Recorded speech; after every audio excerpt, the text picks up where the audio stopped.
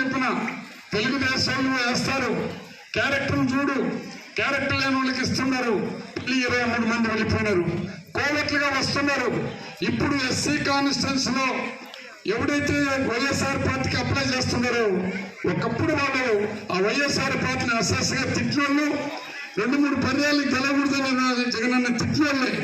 అటువంటి క్యారెక్టర్లో చూసి మంచి క్యారెక్టర్ ఉండి నిజాయితీ ఉంటే అటువంటి వాళ్ళకి ఇచ్చిన జగనన్న ముంచడు. కానీ పనికి రాని వాళ్ళకంత ఇచ్చి మళ్ళీ చంద్రబాబు వాళ్ళు కొనేస్తాడు. దాన్ని గుర్తుంచుకోవాల్సిందిగా నేను చెప్పకూడదు మా నాయకుడిది, వారిని రిక్వెస్ట్ చేసుకుంటుండా. ఎందుకు ఈ మాట అంటున్నానంటే, ఆదిమూల నేతను మన పెద్దిరెడ్డి రామచంద్రరెడ్డి కాళ్ళ మీద పడినాడని ఈనాళ్ళు పెద్ద హెడ్లైన్స్ రాశాడు. ఇంకా ఎస్సీలు మేము ఏం చేయాలో నాకు అర్థం కాల. ఒకప్పుడు మీ శాతిగాల్ని పెట్టుకుంటే వచ్చారు, ఇప్పుడు చదువుకున్నారు, అంబేద్కర్ ఆశయాలతో ఉన్నారు, అంబేద్కర్ ఆశయాలతో వాళ్ళు ముందుకు పోతున్నారు. ఎవరో ఒకరు రికమెండ్ చేయాలనే ఉద్దేశంతోనే ఎవరైనా ఏ పార్టీ అయినా ఆ రికమెండ్ చేసిన వాళ్ళని పట్టుకుంటారు.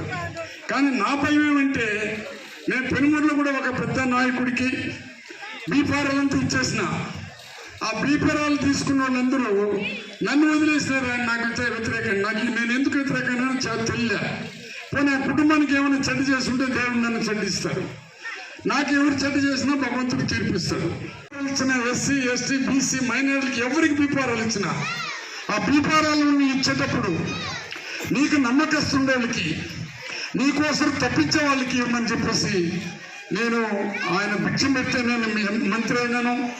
నన్ను ఇంత అవమానపరిస్తే ఈనాడికి కూడా నా విజ్ఞప్తి ఏమంటే, మీరు అవమానపరిస్తే మీ కాళ్ళ ముందు పెడితే అది పుణ్యం. ఒకవేళ మేము పెద్దవాళ్ళు కదా, ఒక బలమైన వాళ్ళు కదని వాళ్ళకు వంగి కాటు పెడితే ఎస్సీలు వంగి దండం పెడతారని రాస్తారు. ఇదంతా కూడా మీరు ఎస్సీలుగా గుర్తించాల్సిందిగా ఎస్సీలుగా చెప్పుకుంటూ, నేను కూడా జగనన్న కాళ్ళ పైన పడినోడి.